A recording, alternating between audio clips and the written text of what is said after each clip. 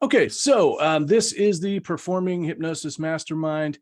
So let me just explain a little bit about how this came about. So you two know, Evan and Sean, you guys were in the class, Basic to Badass, at the HypnoThoughts conference. As I discovered, you should have less content rather than more content. I was afraid we'd run out of stuff to do, but we ran over. It was a 2-day. It should have been a 2 or 3 day class. And so at the end of it, we hadn't covered everything that I wanted to cover. So I offered to do a sort of a mastermind-ish type of a meeting for a few months afterwards. And we did one, and then things just sort of went off the rails. And so that's where we're at right now. So Scott, this is really intended for folks that are wanting to or already do either stage hypnosis shows, street hypnosis, mentalism, or any kind of talks with hypnosis included in them. Does that help? Cool. All right. So great. And so when you do talks, Scott, I know you're doing public talks. Do you do hypnosis in them, demos or anything? Yes, I do. I do demonstrational hypnosis, performing hypnosis, whatever you want to call it, recreational hypnosis, pretty regular. Cool. Awesome. All right. So interestingly, you two were here last time. The only two last time, and you're the only two this time. And I got to tell you, you know what they say actually about that. Remember when things happen. Yeah, exactly.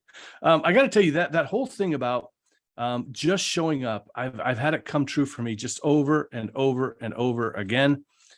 So good on you. I know probably nobody wants to jump on a Zoom call first thing Sunday morning or Sunday afternoon for some of you. But it's these kinds of things that will really help. I do want to let you know, if you're watching later, I hope you'll join us live next time. I'm going to post these to my YouTube channel from now on. And I'm really excited because you two did the assignment, right? We had a challenge. You were here last time, right, Evan? Yeah. Okay, good. Yeah, I thought so. And so, so Scott, last time, and everybody who's watching for the first time, the first time we met, I put out a challenge for everybody to actually go out and practice this stuff. And what we were doing then was, because the weather wasn't great, we were going to do hypnosis through the screen. And so I know, because I've seen both of you guys do it. Do you guys want to talk about your experiences with doing hypnosis through the screen? Sure. It works. We've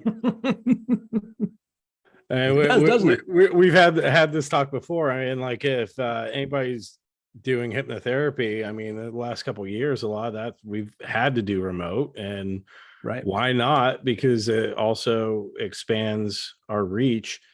So really, we're already doing it through the screen. The difference is going one way on something and seeing how that goes without any feedback from somebody on the other side. And I think you look at it one way and it's like, well, that's really intimidating. What the hell am I doing? I don't know if this is working or not. I don't even know if anybody's listening. But then it's like, well, it's kind of the same as making an audio. You don't know who's listening to that. True. You're not seeing them. You don't know where they are in the trance. So what's the difference between just doing that same thing through the screen live and not seeing anybody on the other end and just going at it? Also, it gives us a chance to practice our delivery and without any pressure. I mean, really, like, I think it's kind of less pressure to not have that than if somebody's there going, okay, I hope they're not falling asleep on Zoom.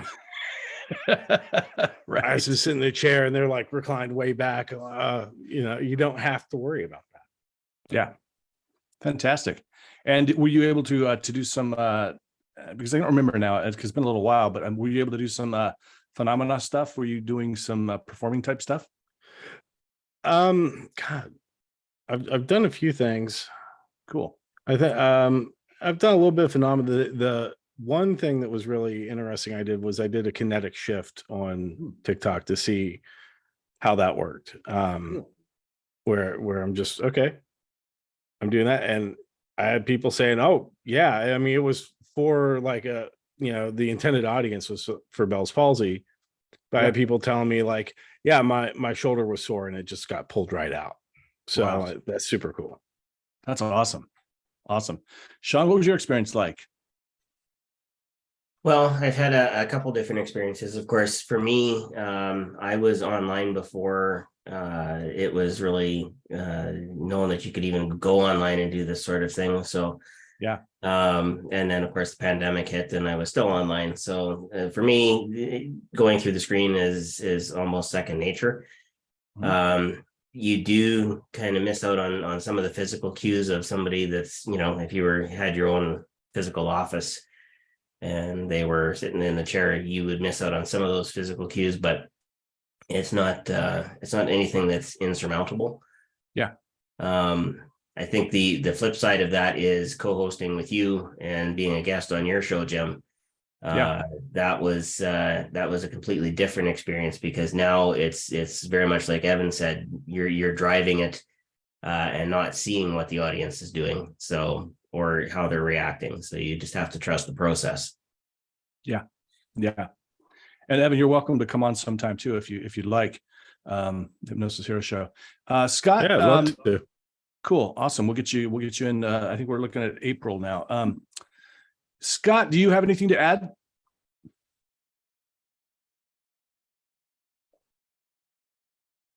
Or actually, looks like no, I would be the fourth. Never mind. I was gonna say we got somebody else here. No, I'm number 4. Okay.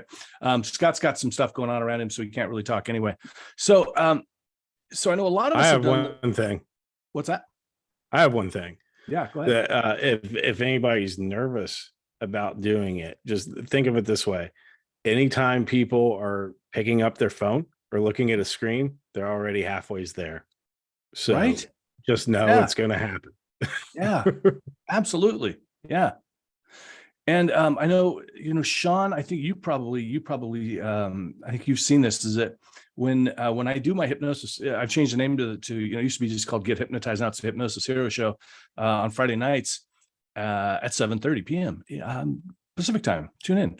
When I do those, we have like hypno junkies that'll keep coming back. So these people are, you're really playing to people that they want desperately to go into trance anyway. So a lot of them are, they're just really easy subjects.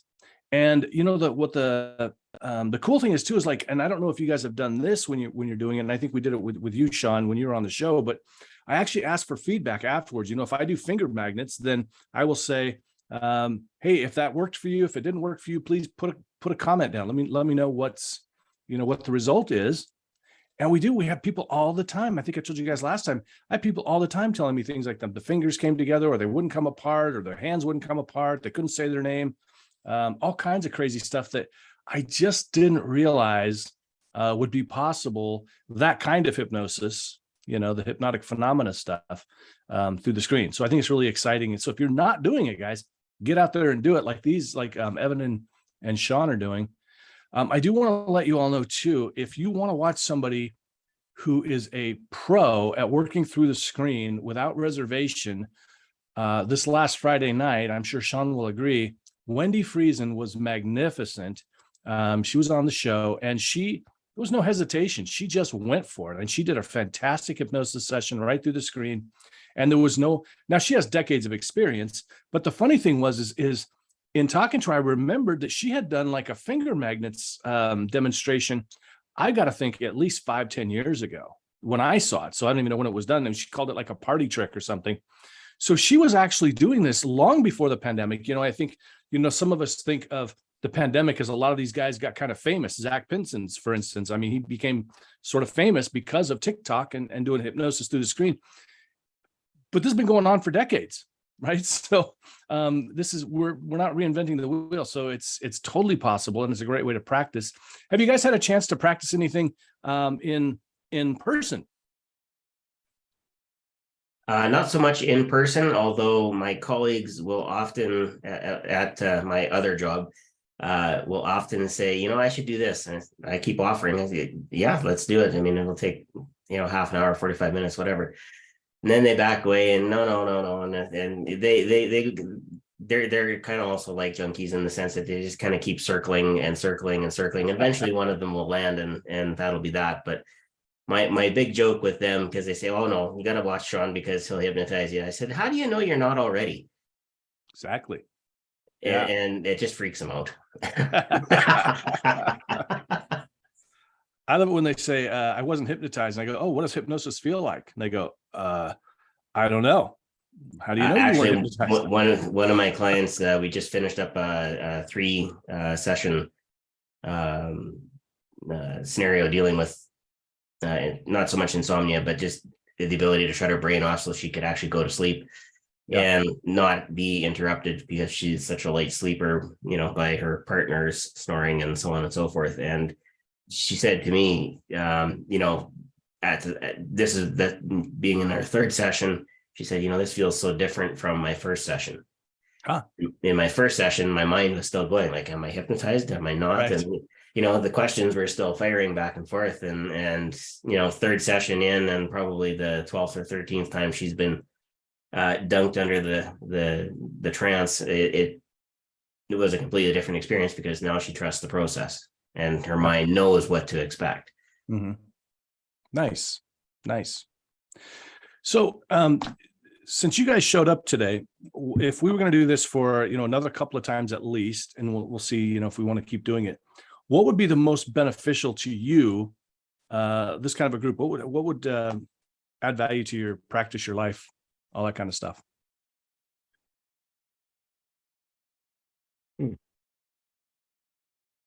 We'll give it some thought. I'll revisit that as you guys think about that. Circle back around. Yeah, we'll circle back around to that. Well, I think for me, I'm an information junkie. So okay, anything that I can get that is information, tips, tricks, things that I can store. Yeah. People in other masterminds will tell you that Sean is not the most talkative guy. Mm-hmm. Sean's listening. And Sean can come up with a really quick summary on a dime. Or a nice little statement that kind of encapsulates what everybody's talking about. That's because I'm listening. So I'm I take in that information, and then for me the application comes after. You mull it around, say, okay, how does this fit for me? And okay, it fits here, and this this round peg fits in that square hole, and away we go. Yeah. So I think for me, something that would be useful. And thinking about this from like, the street and stage, like the performance perspective would be tips and tricks of building a routine. Good stuff, and timing and all that. So what's the best way to build a routine? Because it's the difference between writing a sketch or a stand-up comedy. It's 2 completely different things. Sure. So. Absolutely. True. Can't be just dad jokes. That's what I've been told. Exactly. You got to mix it up with a couple other things in between. Yeah, exactly. So maybe some of your mom jokes. Exactly. When you talk about a routine, are you talking about the full width of the full show, or talking about individual bits along the way? Okay, cool. Like okay, what would be a good length of a whole routine, and then okay, what are some good individual bits to put in? That's something I know my mind always goes blank. Gotcha. About to do that. I'm like, oh, what could I do with them? And 5 minutes later, I'm like, oh man, I could have done this and that.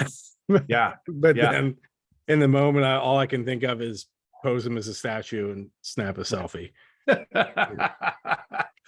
And is this and so this is so in this is so, and you're talking about both, so for street and for stage?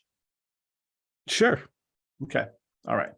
I mean I think in general, knowing how to structure those and kind of all right, maybe this bit is great for street but not so much for stage, but here are some options, kind of things, and then seeing how we can take them from there. Absolutely. And do you watch many hypnosis shows? Have you seen many or videos or? Not I've watched some. I don't go and seek a lot out. I probably should do more than that. There aren't that many around anyway. So I mean, it's tough. It's Oh, tough to God, find. what's the name of the guy in Vegas? There's a Yeah, few of them. Mark Savard. Mark Mark Savard. Savard. Yep. So, some of his, like, he has a couple of like kind of like outtakes or like highlight guest ones. They're just Mhm. hilarious. Yeah. I'll go back to and watch those Yeah. over. Like, oh yeah, I'm gonna watch this for the third time instead of like going Right. to an unknown one. So Right. Yeah. Well, so what I'd like to do is touch on that a little bit this time, and then I'll give it some thought and see if we can get a guest speaker. I thought Tracy Gray was going to start doing this too, but maybe she didn't get the email. I don't know, so I'll have to follow up with her. I don't know if people are getting emails or not. I think the reminder went out a while ago. Yeah. Okay. Maybe I and should then go- I think you sent another one out saying like, "Oh, I got MailChimp or something yelled at you." Yeah. Here's something I discovered is well, number one, get yourself, do like Jason Linett does, and I've done it in the past, is get yourself an iPad or even on your own phone. You can download an app with like MailChimp or with your many email providers. Pass this around to people when you're doing a talk or something and say, hey, put your information in. Because if you're lazy like me, and you have a list of 30 people and you've got to go in and type them all in now, it's just a pain. And so I tried to do it the easy way, and I put them in Gmail, and Gmail didn't like it. They don't like you sending a whole lot of to a big list at one time. That's not what they're for. And so I just kept getting stuff back, and it was frustrating. But good news is they do have limits. the good news is I've got an assistant starting on Monday or Tuesday, I think. So I'm really excited about that. So I could have just handed that off to her. That would have been great. So what was I going to say? Well, Sean, what are your thoughts about building a routine, building skits? I know you've dipped your toe into this arena. I would agree with Evan that I think the one thing to be cognizant of when we're looking at the overall show versus each individual section is the ebb and flow and the transition. That's where the comedy has to come in a little bit, and maybe there needs to be some direction to the audience to say, for me, let's say we're going to go from the induction and we've done it, and we've done the car driving and the music playing and all of that, and they're out. That transition into the rest of the show now you need to direct the audience. And so for me, let's say I was going to go with the classroom of third graders. Being a teacher, that's a natural transition for me to say, I've taught many classes, blah, blah, blah, blah, blah. And by far, I know they're all well behaved, but some classes just don't seem to get it. Give them their instructions and then bring it back to the audience to say, this might be one of those classes. We'll see. And then start the routine. Gotcha. And then from there, transitioning out of that and into the next one then becomes the next big opportunity for some comedy. Yeah. Good. So let's talk about this. And I recommend that you each like go and find, maybe set a goal for yourself of I'm gonna watch 5 hypnosis videos this week, or in this next 2 weeks, or in the next month. And you pick out and you go pick out the winners, right? You go pick out, Terry Stokes, you're going to look his up, try to find a full show from Salish. Salish has got some stuff out there. He didn't record it himself, but somebody did. Who else? Mark Savard. And I would try to watch a full show if you can. So I'll tell you, you guys probably, when you learned hypnosis, you remember you learned about the Aaron scale. There's like the various things that you can do, and at whatever depth they're at. And you guys probably already know this, but for those that might watch this later, we're starting off with the sort of the quote unquote easy bits. and we're getting more complex and more difficult to get people to do them, we're saving those for later, because, you know, going through the bits and then we're re-inducing every time when we say, okay, close your eyes and sleep. We're re-inducing. So we're taking them down deeper and deeper. And I know this isn't the correct terminology, but you guys know what I mean. We're still using deeper and deeper. It's not exactly deeper and deeper. It's probably slower and slower brain waves, or however, whatever theory you're working with. And so, and this is really important, that you make sure, like, so, and I'll give you a good example. I was doing, because I'm trying to move into more motivational speaking with hypnosis skits and bits laid in there, like Anthony Gailey does. You guys familiar with Anthony Gailey? I mean, go watch his show too. I mean, that's one of the ones you're going to want to watch. He's got a full show on, and you can take his training. It's like $5,000, which sounds like a lot, but for one speaking gig, you could easily get $5,000. You can easily get 1,500 to 2,500, but really $5,000 is, you know, pretty good if you've done a few, have a little bit of a press kit behind it. And so, you know, when you're building your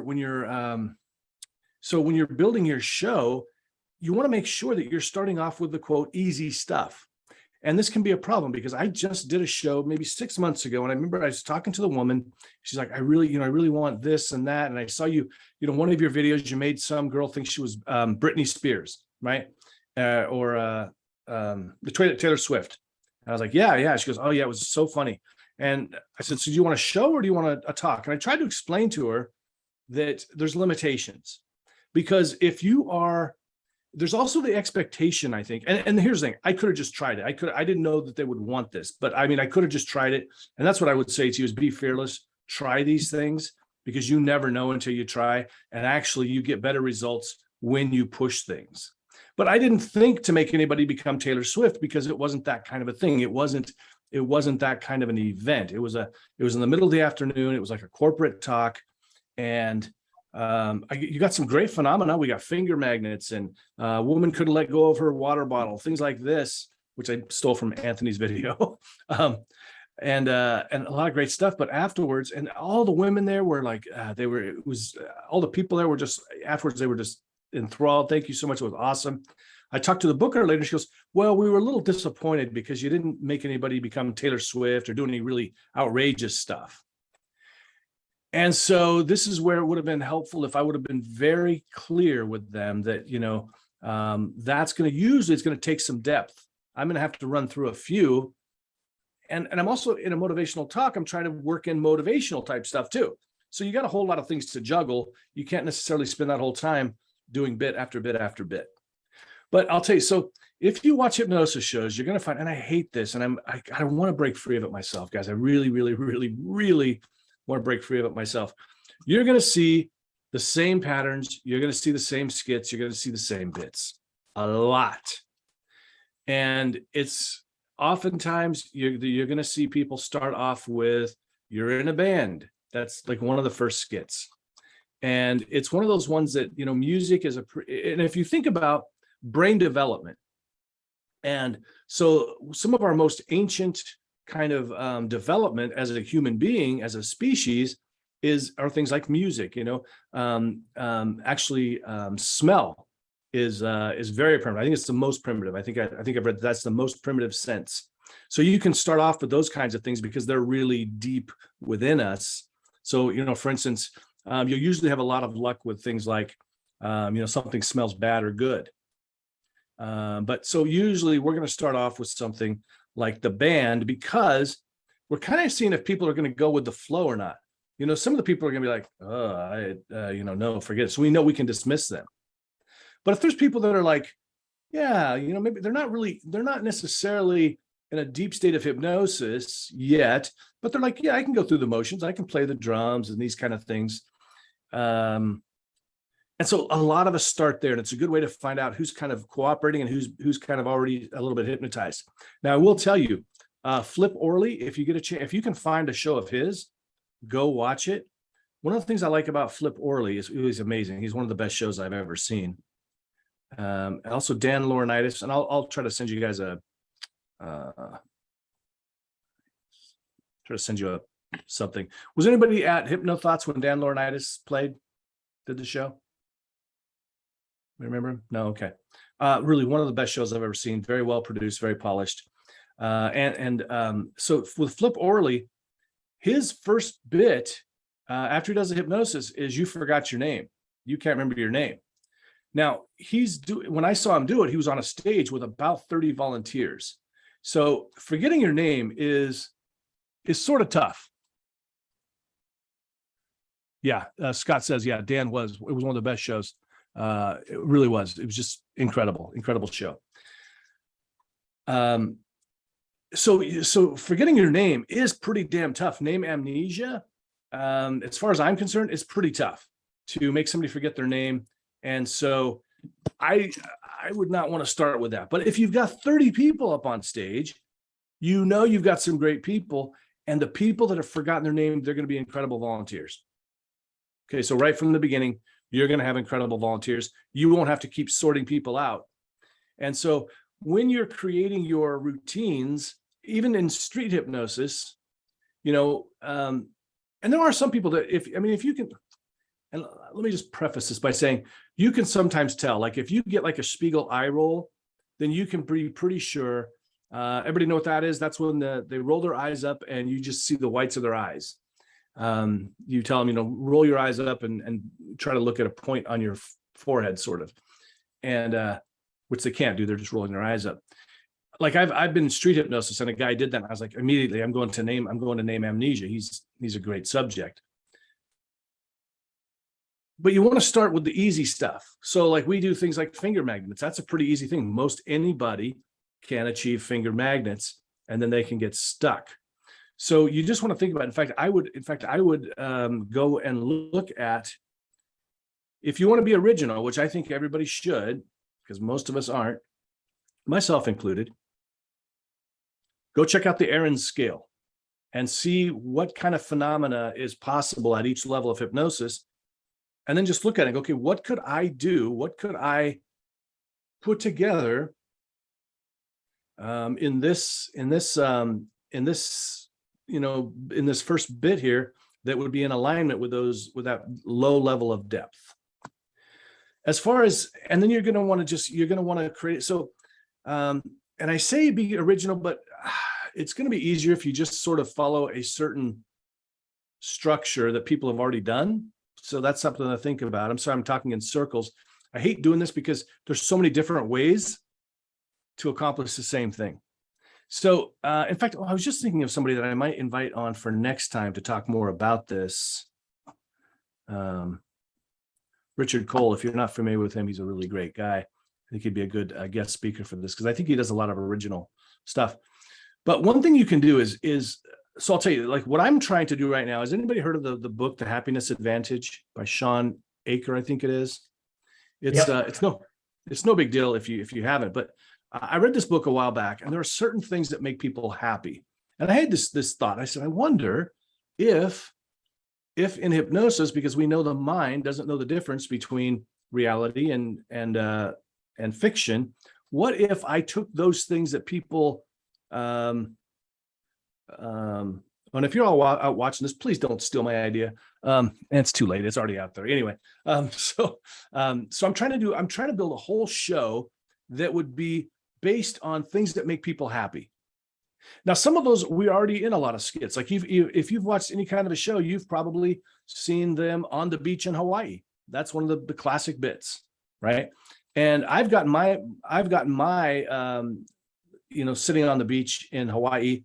I've got that thing down to about a 20-minute long skit, because I'm working each little part of it. So it's like its own mini show.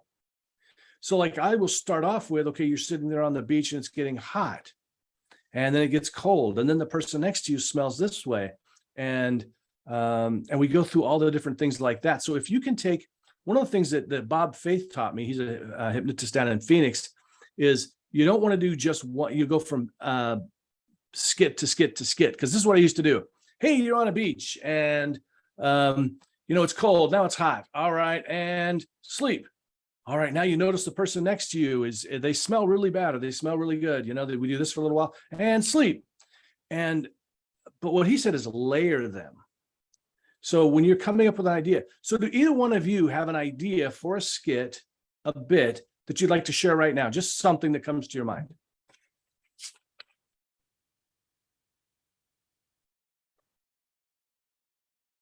That's okay. All right. Let's think of something. What's something we do every day, or do we do? You're driving to work. Let's say we're driving to work. So what could we do in this? And so let's say, for instance, so I think it's great if you could have a theme for your show. That I think most comedy hypnotists don't. It's just disjointed skits and bits. Some hypnotists don't even decide what they're going to do ahead of time. So they just have a list in their mind of different things. Now, I have sort of a routine that I like to follow, but I'm open to other things too. So, for instance, like Bob Faith, what he'll do is he'll just, whatever occurs to him, and if something's happening, he'll just do that. So maybe they're looking at an ice cream cone and then they're off to, they're off horseback riding or whatever.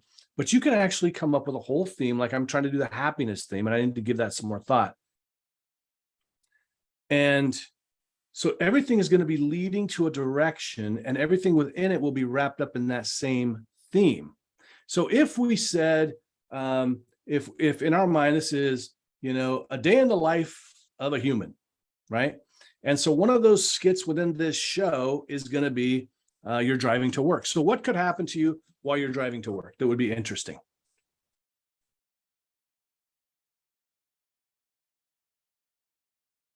You nearly get run off the road by a guy playing a trumpet. Absolutely. Yep. So you're driving along, you're all happy, everything's going well. And oh no, look, there's somebody who's playing you want to keep it simple though. So they're playing an instrument, swerve quickly, and they'll swerve, right? So we can do this. And then maybe they get pulled over by the police because they were swerving. And so then that's a classic bit, right? Where the police come and ask them questions. Why were you speeding? That kind of a thing. So you can take things that have already been done, just make it your own. But you will need to watch some shows, or the other alternative is there are a lot of books out there. You can even Google, hypnosis skits.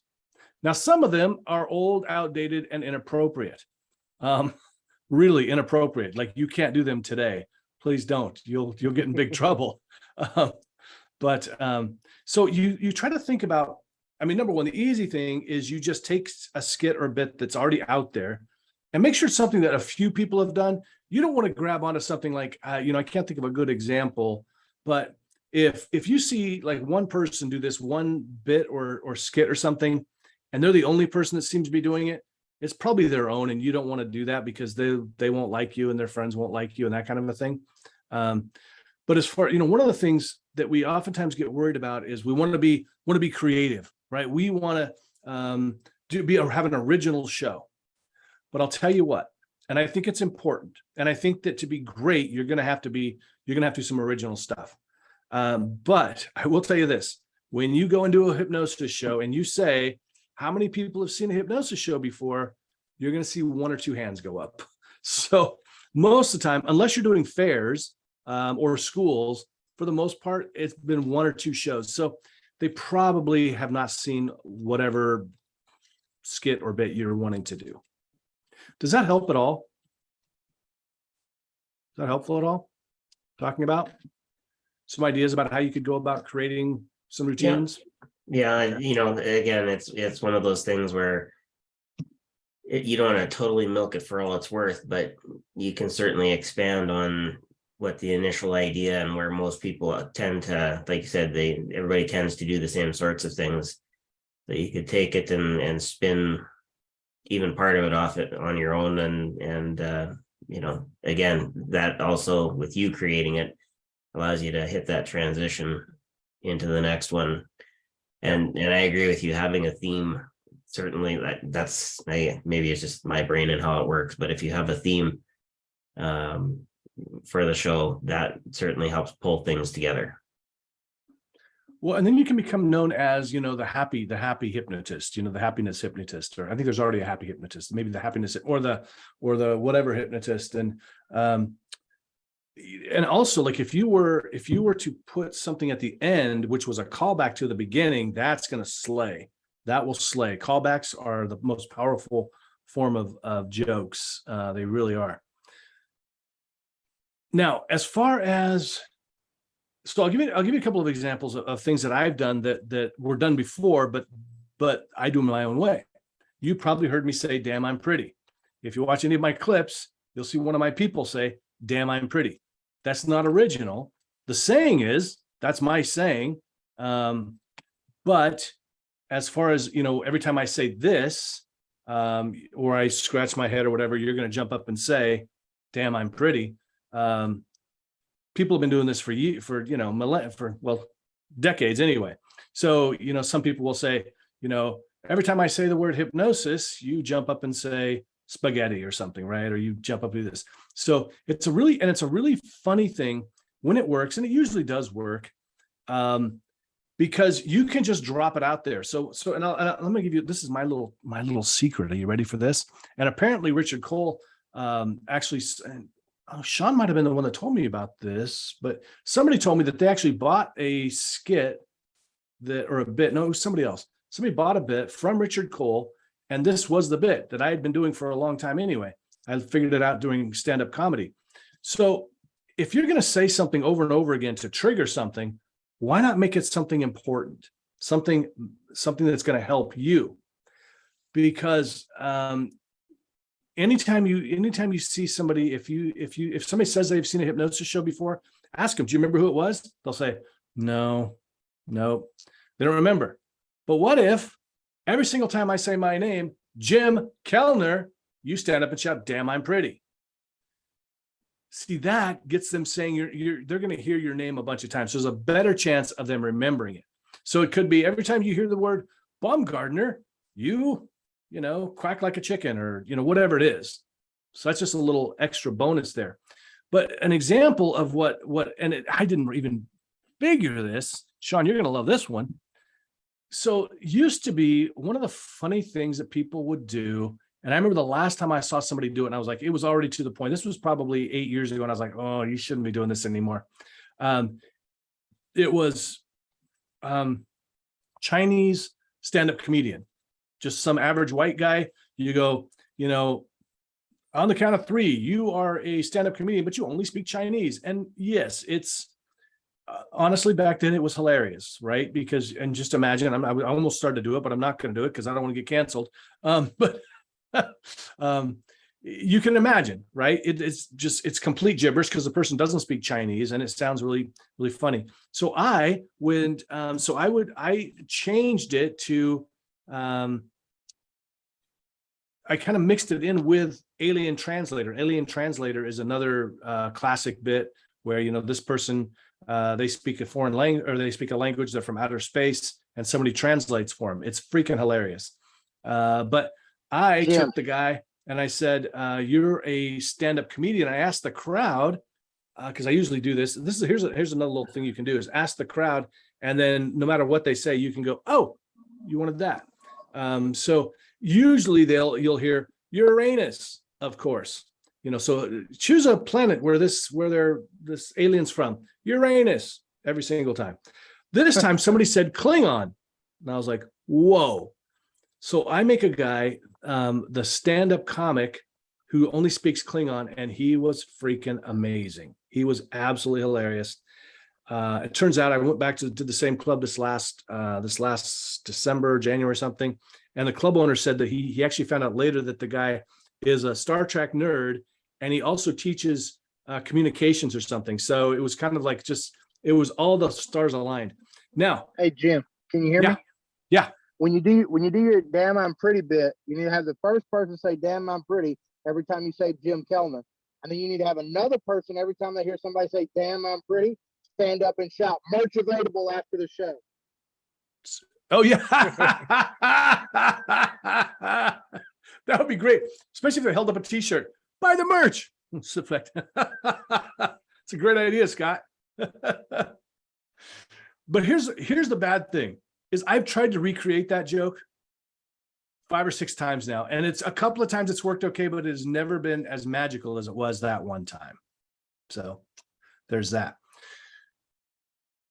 As you're watching these shows over the next month, as I say, try to pick like 4 or 5 of them and watch the full thing. Watch how it happens.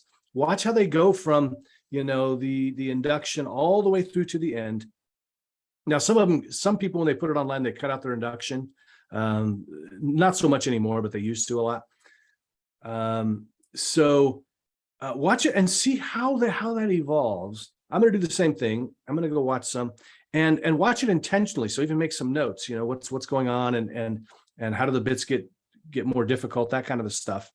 Also, if you're more interested, or just as an aside, if you want to go watch some street hypnosis, you can do that too. Although I will tell you, with the street hypnosis, especially, it's really difficult to tell if it's just been cut up and they've just cut out big portions, because a lot of times you'll see them just walk up to somebody and do, and sleep, and they just fall right down. But you don't know if they've actually, it's just a reinduction or whatever. So if it's a full show, you have a better idea.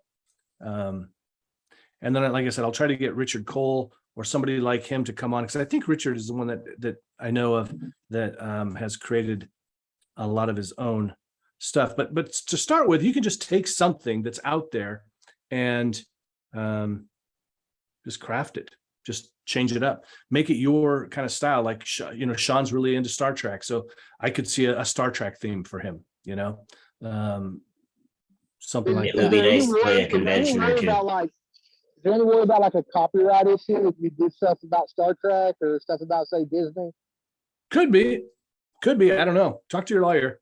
Yeah, it depends on how you structure it. I think if it's built more like a fan convention or something like that, you're probably on the safer side. I think if you were just outright pilfering ideas and whatnot, that might trigger Paramount a little bit more than they normally are, because they are a little jumpy on the Paramount side for sure. I think Lucasfilms is a little more loose with their, take it and run with it. Star Trek not so much. Paramount has a pretty good set of lawyers. Wouldn't that be fun to be the Star Trek convention hypnotist? And you just go. Actually, there was the exotic hypnotics, now being like in the 90s. There was a husband and wife team, if I recall correctly, that went to the conventions and did the shows. Well, the 90s are over. It's a new time, Captain. So I'm sorry if that wasn't as helpful as I'd like it to have been. Hopefully you have a little bit of an idea how you do this.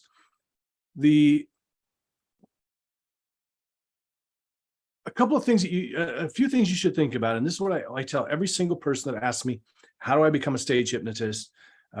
Is I will tell you, go to open mics, comedy open mics, because if you want to get good, I'll tell you, I've had more than a few people come up to me after a show, and I'll tell you, this one woman over in Yakima, Washington, she comes up after the show and she goes, I've seen a lot of hypnosis shows. I never knew they were supposed to be funny. I was like, oh, that's a bummer. She'd seen The Fair Hypnotist, and apparently not funny. I did a club down in Tucson. After the show, he said, I've had 3 hypnotists here. All 3 were really good hypnotists, but only 2 of them were funny, and that was you and Michael DeShalit. So I can't stress enough. I started actually off in stand-up comedy, and so as far as writing jokes and stuff, that comes pretty easily. And if you want to know how to write a joke, mostly what you're going to do is start writing down every funny thing you hear. When you're having a conversation with somebody and somebody says something funny, grab your notebook, grab your phone. I think a notebook works better, because I lose things in my phone, but maybe you don't. Write it down. If you ever hang out with a bunch of comics, you're going to see somebody's going to say something funny, and everybody's going to grab their notebooks out, and the person's going to go, no, I'm keeping that. Or somebody's going to say, are you going to use that? And you're like, yeah, I'm using it. And then you pull out your notebook and you write it down. So because a lot of those things that look like they come from that moment, they're actually stuff that has happened many times before. OneNote or Evernote. Yep. Good. Excellent. Put my plug in for OneNote in particular because I'm a Microsoft guy, but you could use Evernote just as easily. Yeah. Cool. So just, and you know what, if you want, just go to an open mic and just watch. So in Seattle, there's Laughs. There's also Tacoma Comedy Club down in Tacoma, of course. But really, I had, and really, if you can work up the courage, I think everybody should try this. Go do an open mic.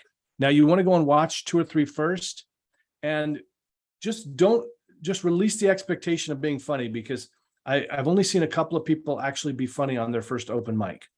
I sucked. I was awful. I was terrible. It took me many times. Even those things that seem really funny in person, well, you try them on stage, they just don't work, but you got to rework them. So I recommend you go to open mics and or improv classes. Almost every community college or some theater in town will have improv classes. Here in Seattle, there's down at Pike Place Market, Unexpected Productions. They teach improv. I know Chandra Peterson, a hypnotist, also teaches improv. And finally, Toastmasters. So Toastmasters actually has a track called the humor track or something like that. So you could go do that. And oftentimes when I tell people, I say, well, you need to get on stage a lot more. You need to be on stage a lot. They'll say, oh, I've been on stage plenty of times. But you know what? If you ask most any professional speaker or entertainer, if they've been on stage enough, they're probably going to say, I could always use a little more stage time. So that's kind of the difference. When you think and when you don't know. And that's where I'm at. Like I'm always happy to try to get up on stage as much as possible, because, and here's the thing, this kind of a thing can act like a stage. I'm still presenting, I'm still talking. So that'll help you as well. So you can start scheduling your own things. It's probably still a little too early for most of, well, especially for Sean, to be going out on the streets doing street hypnosis. It's actually just about 0 here today. So we're on the cusp of maybe melting a little bit. That's why you seem like you got a little bit of a tan there. That's what it is. So, think about you start to plan what's going to happen as we go into a couple more of these. We'll talk more about how to get those set up. Evan's gone out with me many times, and I'll give you a hint right now. Go get a sign made. You get the sign made. Then you just go and show up places. And unfortunately, I don't think you've been there on a really good day. Have you, Evan, like when we did the Alki Fair or anything like that? No, I wasn't down there for that one. Yeah. We're last few times, especially, it wasn't very good. I suggested it in my group a little while back. Somebody should try out, instead of having like wannabe hypnotized signs, have out signs talking about being on YouTube. Yeah. So have out signs that are saying you're making YouTube videos, because kids these days, they all want to be on YouTube. So you might get a lot better response than the hypnosis sign. Yeah, be on YouTube. Something like that. That'd be great. That's a good idea. What were you going to say, Evan? Well, I'm just gonna comment on that. It's funny because the last time I think we were down at Alki with the sign that says, yeah, this is being recorded for social media. So it's got that disclaimer built in. That was something that people that were interested took issue with. Yeah. They're like, well, we don't want that. It's like, well, that's what we're doing. Exactly. Yeah. Well, and I wonder if it's going to be a self-select type situation. So it's going to select a different audience. Mm-hmm. People that are like, oh, I could be on YouTube. Wow, that's cool. And they're already going to be more primed to go into transport. Yeah, absolutely.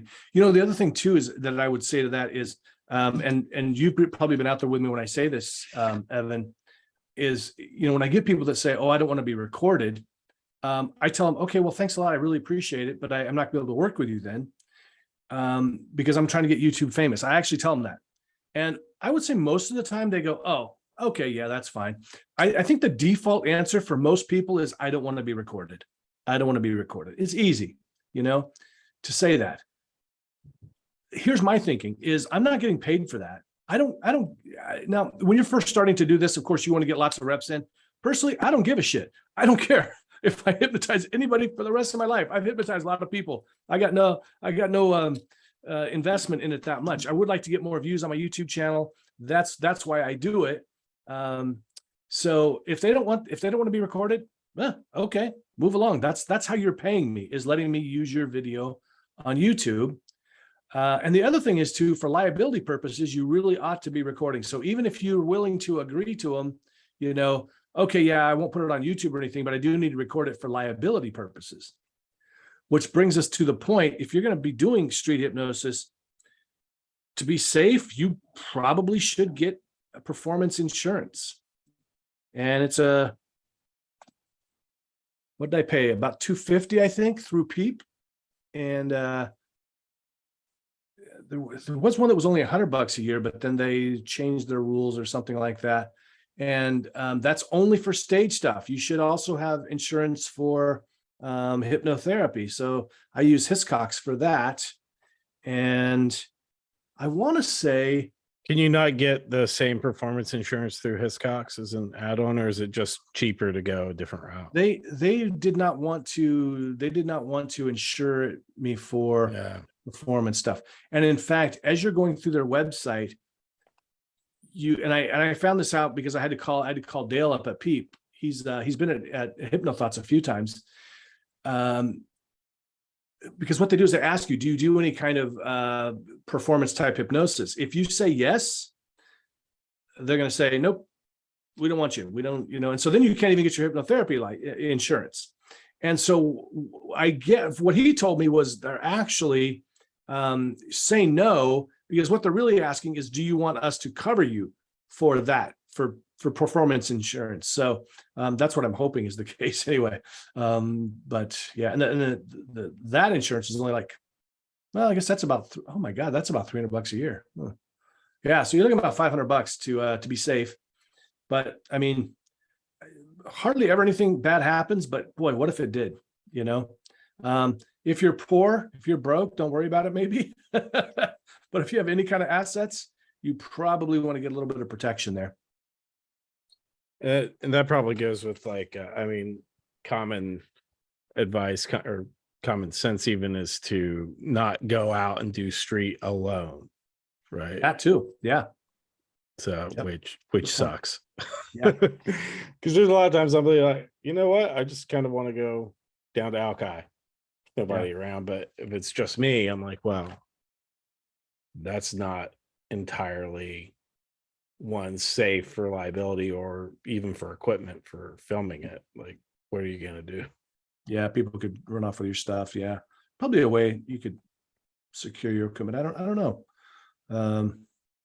Yeah, that's a good point. I don't know. All right. Anything else before we wrap it up?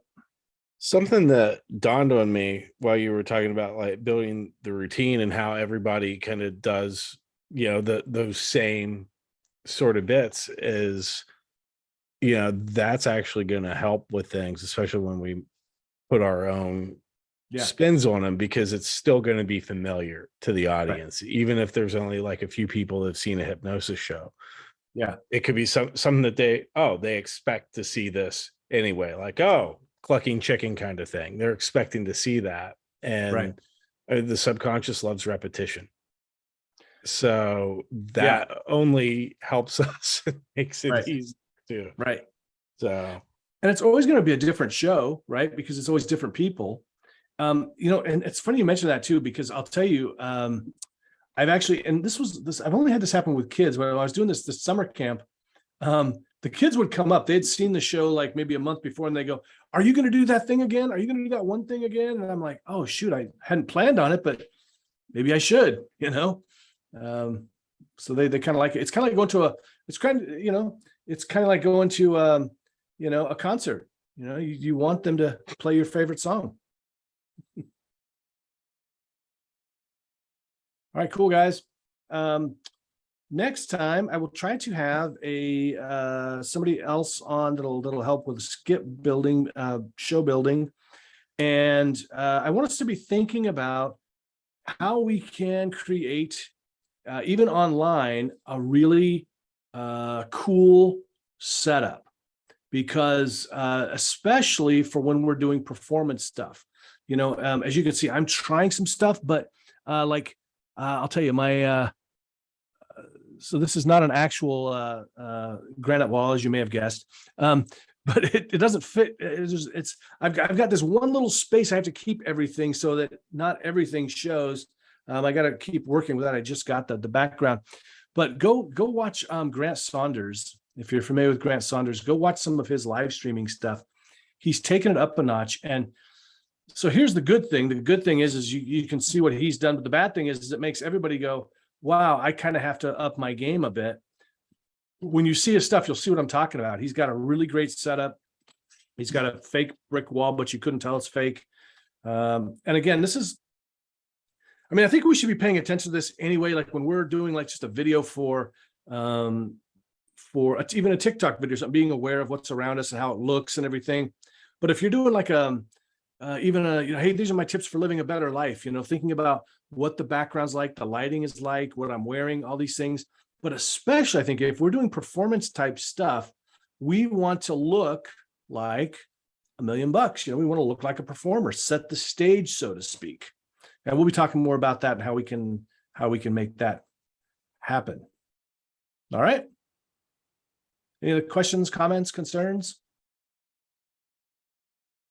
I think along those lines that you were saying with like kind of stepping that up, something that jumps out that I've noticed when I've been making like little videos is and doing like some of the through the screen stuff is I want to be standing up. Yeah. While I'm shooting it. One, it helps my voice kind of project better in a different way than sitting here in a chair working with a client on Zoom. I'm like, no, it's a more outward performance kind of thing. And so I would recommend everybody give that a try if we're doing it through the screen or any kind of performance thing. Stand up. Yeah, I agree completely. And most of Grant's, you'll see he's standing up. I was actually I oftentimes stand up, but I couldn't get everything because it was such short notice. I couldn't get everything set up. I agree. I think you look different when you're standing up, and you sound different, and it's a different energy.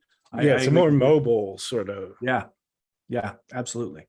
Yep. Yeah, my next big purchase is going to be one of the desks that we can lift up. Not that it has to go much higher, but